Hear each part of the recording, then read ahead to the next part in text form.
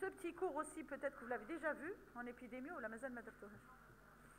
Ouais, peut-être qu'on va vous le répéter encore. Il faut qu'on parle de pharmacovigilance. Est-ce que vous savez ce que c'est? Oui? Non? Pharmaco, c'est les médicaments. Et vigilance, c'est attention. Donc faire attention, c'est surveiller les médicaments. Et quand on les surveille et qu'on trouve des effets, il faut aller les déclarer quelque part. C'est pour ça qu'il y a des centres de pharmacovigilance qui recueillent les informations pour retirer par exemple un médicament du marché. Laquelle plusieurs personnes rapportent un effet secondaire, le même. Donc on va réfléchir, on va rassembler les infos et on va dire ce médicament a des effets secondaires, il faut le retirer du marché. Et en général, ce sont des instances, c'est une organisation, on va la voir, et c'est les ministères qui doivent décider de ce qu'il faut faire, soit le retirer, soit réduire la dose, soit ne pas le donner chez la femme enceinte ou chez l'enfant, par exemple. Donc prendre des décisions à la base d'une information que nous devons donner. J'ai observé des hémorragies digestives sous amoxicilline, je dis n'importe quoi, eh bien je le dis. Après, vous, la même chose. L'autre, il va faire la même chose. Et après, le centre de pharmacovigilance, qu'est-ce qu'il va dire?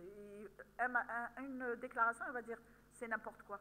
Ça n'a jamais été dit, qu'est-ce que c'est que ce truc? Mais s'il reçoit 50 et 100 déclarations dans le même sens, il va se poser la question, il va réétudier la molécule et il va peut-être trouver qu'effectivement, l'amoxicilline donne des hémorragies. Peut-être. Donc ça fonctionne comme ça. Alors, qu'est-ce qu'on va dire? La pharmacovigilance, c'est une discipline qui a pour objet la surveillance du risque d'effets indésirables qui va résulter de l'utilisation des médicaments ou de produits à usage humain. Je sous-entends l'albumine, le sang, les dérivés du sang, les vaccins, tout ça c'est des dérivés des produits à usage humain. Donc ma chérie doit.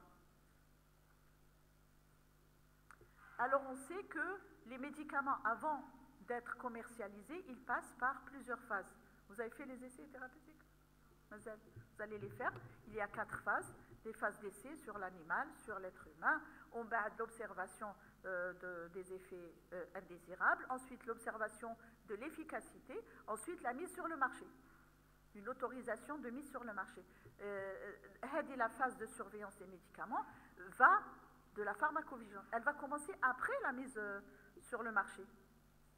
Ça veut dire qu'un médicament qui sort, ça ne veut pas dire que ça y est, c'est la découverte du siècle.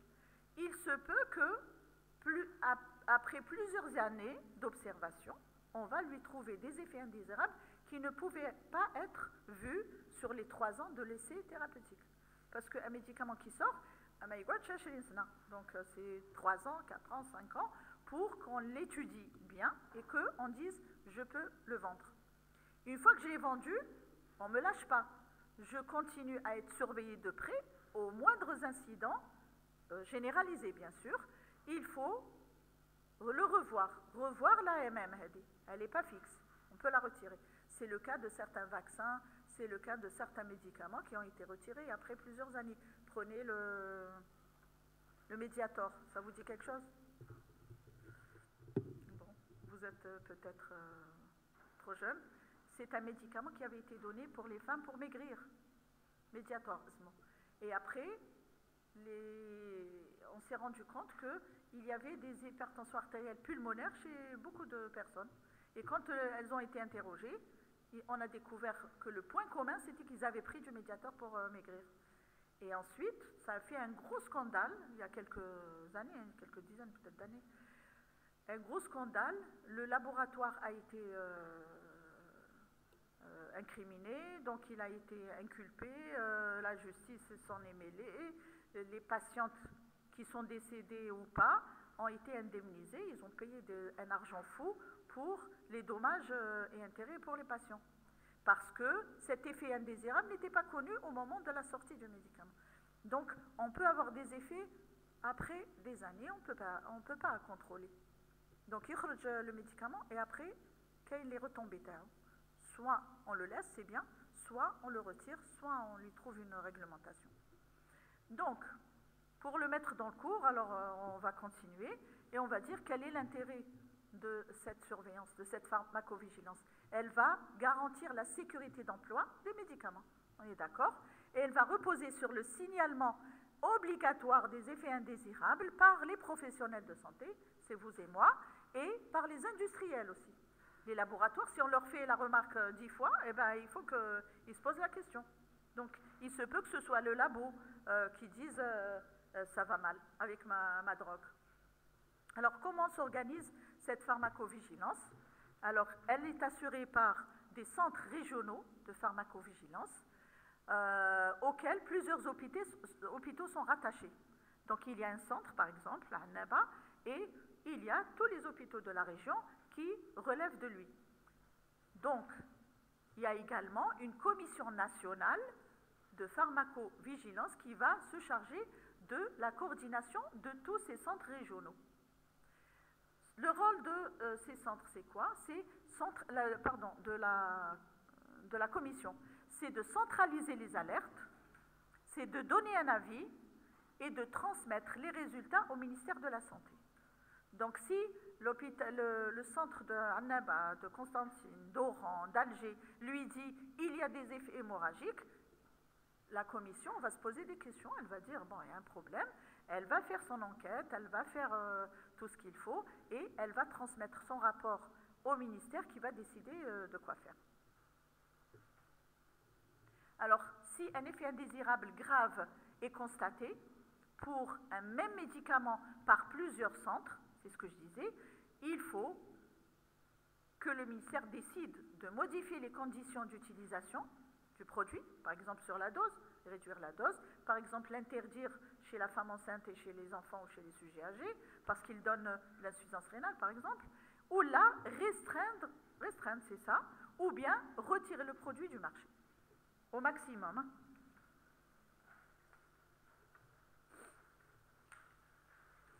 Alors, comment fonctionnent les systèmes de pharmacovigilance?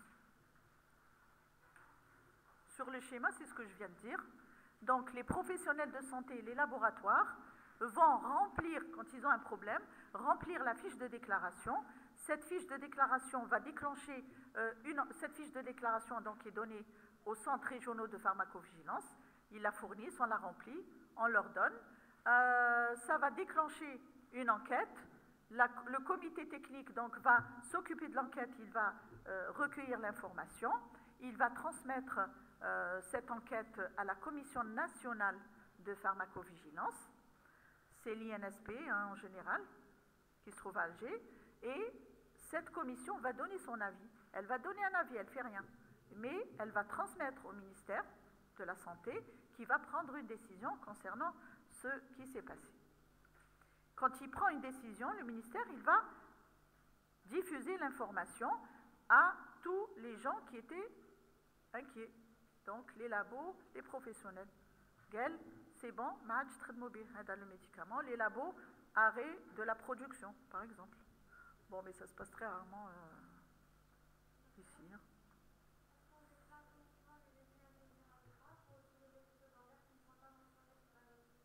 Oui, tout. Oui. Si vous pensez que c'est important. Par exemple, un effet qui n'a jamais été cité. Mais il faut être sûr de ce que vous dites. Alors en Algérie, bien sûr, nous aussi on a nos centres, normalement. Hein. Alors il y a le centre de pharmacovigilance et de matériovigilance qui est basé à l'Institut de santé publique à Alger, l'INSP. C'est un organisme qui est chargé du contrôle des médicaments à travers le réseau des services d'épidémiologie. Donc l'épidémie a des équipes de pharmacovigilance, donc ils traitent l'information et ils la transmettent. Alors l'information est recueillie de façon passive, c'est-à-dire je suis là et j'attends qu'elle m'arrive. Et d'où est-ce qu'elle vient? Elle vient du patient lui-même. Le patient, s'il a envie d'écrire, hein, il n'a qu'à le faire. Hein. Mais après, c'est au professionnel de faire le tri. Du rigolo à celui qui est en train de dire la vérité. Le patient, c'est la personne qui développe l'effet indésirable. Deuxième personne qui peut donner l'information, c'est les professionnels de santé, les médecins, les pharmaciens, qui vont alerter et déclencher le processus de suspicion d'allergie médicamenteuse. Suspicion, hein, tant que ça n'a pas été prouvé. Le recueil va se faire au travers de procédures de signalement, généralement dans les fiches précodées, et au niveau donc des centres régionaux de pharmacovigilance. C'est le CEMEP. Le CEMEP, il est en épidémio. Je pense que quand vous irez, vous allez voir ce qu'ils font exactement. Bon. Voici un prototype de fiche précodée, mais c'est le modèle français. Hein. Je ne sais pas s'il y en a un ici. Voilà, où on signale tous les coordonnées du patient, l'indication thérapeutique, le médicament, sa voie d'administration, la dose, le début d'utilisation, fin d'utilisation et les effets qui sont rapportés. Voilà, effet, la gravité, et tout est coché, tout est facilité, hein, il n'y a qu'à mettre des croix pour classe. Donc ceci pour dire que la surveillance, même au-delà de la pharmacovigilance, la surveillance en aval d'une prescription sur une ordonnance, elle est obligatoire. Je n'ai pas le droit de prescrire une ordonnance et de ne pas contrôler le malade, sauf quand c'est une angine chez un enfant en classe. Mais si je dois donner des médicaments pendant plus d'un mois, par exemple, il faut que le malade me revienne pour que je le surveille, pour que je sache qu'est-ce qui s'est passé. Donc, cette surveillance, elle est obligatoire et elle va se baser sur des critères qui sont cliniques. Je examine le malade.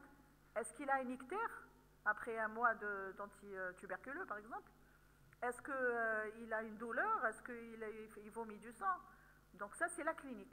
Et puis, sur des examens paracliniques qui sont ciblés en fonction des effets. Si le malade a des pétéchies ou des ecchymoses, je vais demander des plaquettes, je vais demander un TP, par exemple, minimum. Si il vomit, je vais demander un ionogramme, je vais demander une fonction rénale, etc. Donc, cette surveillance va permettre de surveiller deux pôles. Un, l'efficacité, et deux, quoi? La tolérance. Donc, c'est une balance qu'il faut toujours avoir en tête. D'un côté, je guéris la maladie, je suis efficace ou pas. Et de l'autre côté, est-ce que j'ai induit des effets indésirables ou pas? Est-ce que la tolérance est bonne ou là, elle est mauvaise? Donc, toujours, c'est une balance. On va la revoir avec le sujet âgé. Ça sera mon cours. Donc, apprécier les effets du traitement, efficacité et inefficacité, et deux, détecter les effets indésirables et signes de toxicité, c'est la tolérance. Alors, on définit l'effet indésirable comme une réaction nocive et non voulue qui survient fortuitement, j'appuie sur les mots qu'il faut retenir, et qui est due à l'utilisation des médicaments à la posologie normale. Mais qu'est-ce que surdosage? Qu'une surdosage, ça devient autre chose. Ça devient la toxicité. Ici, on est dans une utilisation normale à des doses correctes, posologie habituelle, ou bien résultant d'un mauvais usage du médicament. Donc, si je suis dans le surdosage, il faut que je le précise.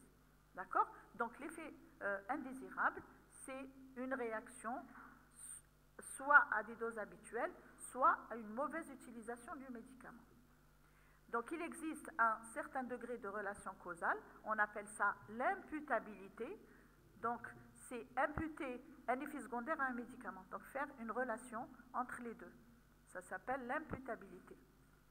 L'imputabilité, c'est la relation de cause à effet entre le médicament et l'effet que vous avez décrit. Ainsi, on a ce qu'on appelle les effets indésirables graves, pour répondre à votre question, et les effets indésirables non graves. Alors, les effets indésirables graves, on les définit par tous ces éléments. Ce sont les médicaments qui ont induit un décès, la mise en jeu du pronostic vital, un état de choc, une détresse respiratoire, j'en sais rien, ou bien, troisièmement, une hospitalisation, ou bien une prolongation d'une hospitalisation, une invalidité ou une incapacité significative. Donc, le malade est rentré pour un problème oculaire, il sort avec une tétraplégie par exemple. Donc ça, c'est un effet indésirable grave. Cinquièmement, s'il y a des séquelles. S'il y a, sixièmement, des malformations ou des anomalies congénitales lorsque le médicament a été pris par une femme enceinte. Donc, ce sont des effets dits graves. Et les effets indésirables non graves, ça va être quoi, à votre avis? Tout simplement, quoi? Pourquoi vous les nommez? Voilà, exactement. Donc, tout ce qui n'est pas dans ces critères, c'est des effets indésirables non graves. Tout simplement. D'accord? À retenir.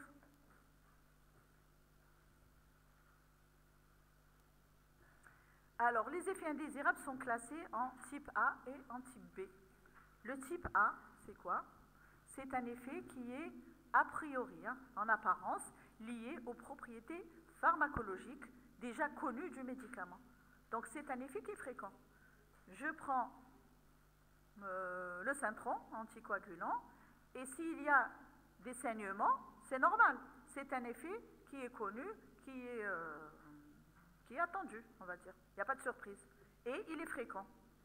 Et il est dans la notice du médicament. Alors généralement, cet effet est connu dès les essais cliniques. Donc avant l'autorisation de mise sur le marché. Donc il est déjà connu. Mais bon, on fait avec. On prévient le malade, on fait ce qu'il faut pour pas qu'il y ait de problème. Et le plus souvent, c'est un effet qui n'est pas grave. Parce que s'il est grave, l'autorisation de mise sur le marché, vous ne l'aurez pas. Donc il est non grave, c'est un effet qui est attendu et qui ne pose généralement pas de problème grave au niveau populationnel. L'effet indésirable de type B, c'est tout l'inverse. A priori, il n'a pas de lien avec l'une des propriétés pharmacologiques connues du médicament. C'est un effet qui nous tombe sur la tête. C'est ce que je disais dans la pharmacovigilance. On ne le connaît pas, c'est un effet qui est extrêmement rare, qui est presque exceptionnel puisqu'il n'est pas décrit. Il n'a pratiquement aucune chance de survenir au cours des essais, sinon qu'on a mahdour alayh, et donc il n'est pas pris en compte au moment de l'AMM. Peut-être que c'est un effet qui est très rare, donc il est passé inaperçu. Peut-être que c'est une question de temps, qu'il apparaît seulement au bout de 100 ans. Moi j'exagère, bon, mais c'est une question de temps aussi. Et c'est l'une des principales causes de retrait du marché du médicament. Donc si j'ai cet effet de type B, c'est la pharmacovigilance qui va s'en occuper. Et en général, c'est un effet nouveau et il faut que les médicaments soient arrêtés. Donc, la différence entre les deux, elle est claire. Connu, pas connu, grave, pas grave, fréquent, exceptionnel. Voilà les différences. Propriété pharmacologique ici, sans lien avec leurs propriétés, c'est un effet qui vient tout seul. Prenez un médicament par exemple, qui ne fait rien pendant l'essai, et 10 ans après, on découvre que tous les gens qui l'ont pris ont des cancers. Je cite le Distilben, la cancer non plus, c'est de la culture générale. Le Distilben, c'est un médicament qui a été donné à des femmes infertiles pour qu'elles puissent avoir des enfants. Et quand elles l'ont pris, elles étaient heureuses et contentes, elles ont eu des gosses, et on s'est rendu compte plus tard que ces gosses-là étaient en train de faire des cancers génitaux, des cancers du col, et puis on s'est dit pourquoi tous ces cancers du col d'un coup, et quand on a fait l'interrogatoire et on a repris les histoires des mamans, on a vu qu'elles avaient pris ce médicament-là. Et tout de suite, il a été retiré du marché parce qu'il y a eu un gros scandale également. Donc, c'est des effets extrêmement rares. Et c'est une question de temps ou bien une question de population cible. Alors, l'effet indésirable de type A est différent du type B sur le plan réglementaire, dans ce sens où le type A, il est mentionné sur le résumé des caractéristiques du produit, le RCP. Le RCP, c'est la carte d'identité du médicament. Absorption, élimination, métabolisme, effets secondaires et tout. Et le type B, il est inattendu, donc il n'est pas mentionné sur le RCP.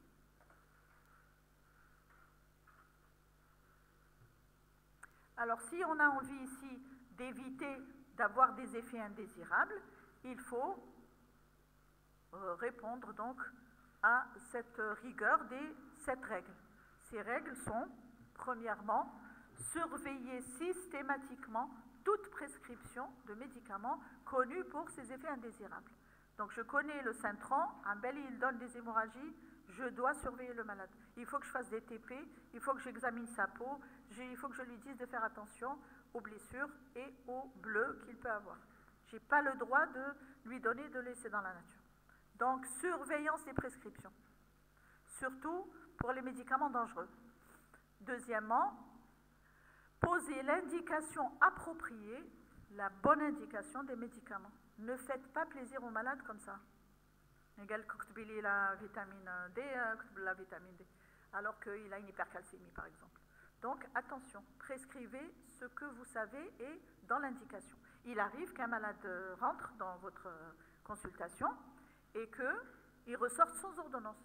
C'est pas dramatique, c'est rien. Il faut oser dire, mais chez doit. Il faut le dire, hein, sauf si vous êtes en cabinet privé, vous ne travaillerez plus jamais. C'est peut-être pour ça qu'il faut faire la part des choses.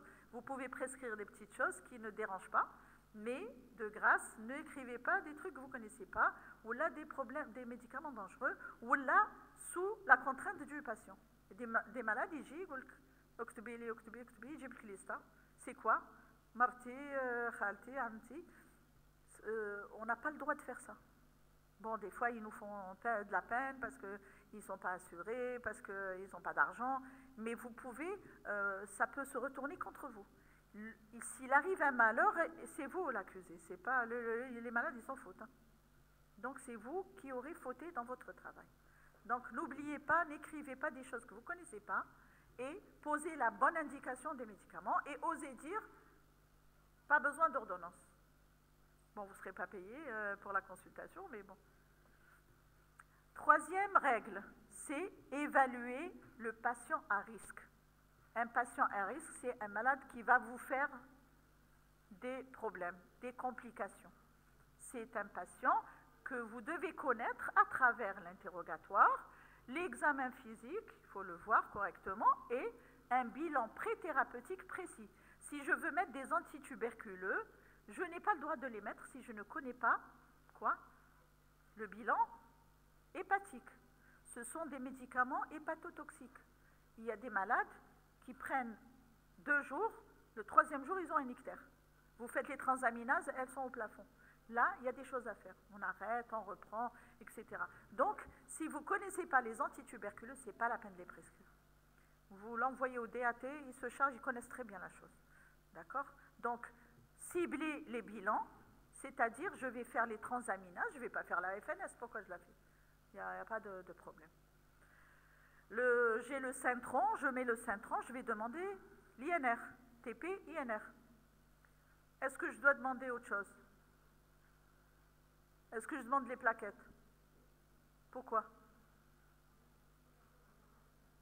Est-ce que le Syntron, qui est un antivitamine K, fait intervenir les plaquettes? Eh bien alors pourquoi vous me dites les plaquettes? Je me cache les plaquettes.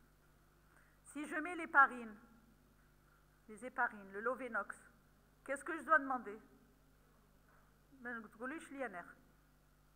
C'est une autre voie, c'est les 10A, c'est les facteurs de la coagulation non vitamine K dépendants. Donc je demande quoi? Oui? Non, pas le TP. Non. Vous allez demander quoi? Pour voir l'effet. Le Lovenox, il n'a pas besoin de surveillance, comme l'héparine, la calciparine, à laquelle on fait tous les 6 heures un truc. Vous allez demander quoi? Les plaquettes. Ici, c'est pour tomber dans les plaquettes. Les plaquettes, pourquoi? Parce que les héparines donnent des thrombopénies auto-immunes. Donc, il faut faire une FNS pour voir s'il n'y a pas eu un impact sur les plaquettes. Par exemple, ça, c'est ce que je sous-entends par bilan pré-thérapeutique précis. Ce n'est pas la peine de faire 1000 bilans alors qu'il n'y a pas besoin. Donc, toujours cibler ce que vous cherchez. Et pour cibler, il faut connaître. Si vous ne connaissez pas, ne prescrivez pas et ne ciblez rien du tout. Ensuite, La quatrième règle, c'est, encore une fois, je reviens à la connaissance pharmacologique des médicaments. Il faut connaître la base de vos prescriptions. Cinquième règle, c'est avoir l'adresse d'un centre de pharmacovigilance et n'hésitez pas à recourir à ce centre une fois que vous êtes dans le doute. Au risque, il va vous dire non, il n'y a rien, c'est pas grave, ou là, c'est déjà connu. Mais au pire, vous aurez collaboré à enlever un médicament nocif du marché.